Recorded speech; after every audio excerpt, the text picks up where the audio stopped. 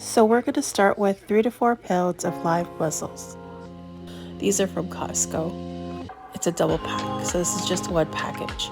We're going to soak them for at least 20 minutes in a bowl. And that little furry bit that you see on the side, we're going to pull that off. That's called the beard. And we're going to do that with every single mussel. We're just going to examine them and make sure the beard is pulled off. Now, if you come across a mussel that is open, you should throw it away.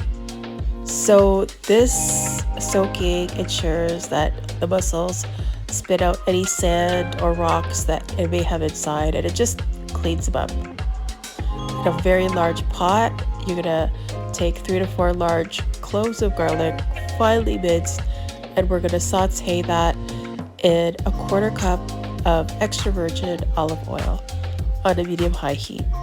Now you need a large pot because you gotta remember that the mussels will open up, so you need that extra space. Now I like my garlic a little bit brown because it does give a nutty flavor. Just make sure not to burn it.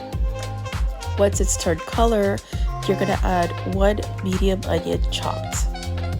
And we're gonna saute this until it is softened up and becomes a little bit transparent. Break up the little pieces so that, they're all separate. We're just gonna keep sauteing this until it's cooked.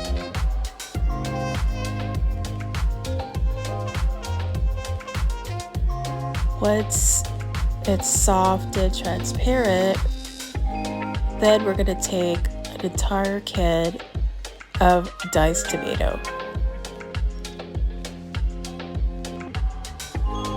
Any brand will do. And this is no salt added. So we're just gonna take that and stir it all up. And then we're gonna add also an entire bottle of strained tomatoes. This is San Marzano brand, and I think I also got this from Costco. Now, as you see, there's still residue of tomato sauce in the jar. So since we're going to be adding wine to this dish, a cup of dry white wine, we're going to add it inside that bottle instead. And what this will do is will help to get out the remainder of that sauce in there. So you're going to pour the wine in, put the lid on, and shake it up. And then we're going to pour the rest into the pot. And voila, the bottle is clean. Why waste any, right? You want every last little bit. So we're going to let this simmer and mix up a little bit. Now, because it's spring and summer, I actually have fresh herbs growing in my garden. So I will be able to use them. First, we're going to add oregano, 1.5 teaspoons. I have both there, dry and fresh, because I do love dried oregano. Then I have 2 teaspoons of fresh basil, and it's chiffonade, meaning it's sliced thinly. And I also have 2 tablespoons of flat leaf parsley, or Italian parsley. You're going to save half of it for the garnish later. And we're going to mix this all up. Once it's all mixed up, we're going to add a teaspoon of coarse black pepper.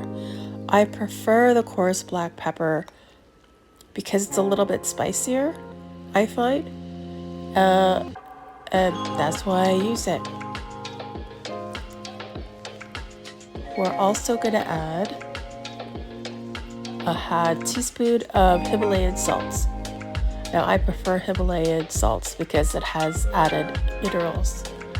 You don't have to use a teaspoon. You could use less or more. Add it to your own taste. So taste the sauce. Make sure it's salty enough for you. And then we're going to add a little bit of crushed chili flakes because I love everything spicy. I added 1/2 teaspoon. You could add more. You could add less. You don't have to add it at all. This is optional. And we're going to stir this up. And we're going to bring this to a boil. Once it's boiling, we're gonna add our live mussels in. Now I like to wait till it's boiling because I don't want them to suffer. I want them to cook quickly. So we put the lid back on and we're gonna let this simmer for 15 to 20 minutes. Once they're open like this, they are cooked. So we're just gonna stir it around a little bit to make sure that they're all opened up. If you see any that have not opened up, throw those away because that means they were dead. So now we're gonna add the remainder of our chopped parsley as garnish. And that is how easy it is to make mussels and wine sauce. Enjoy!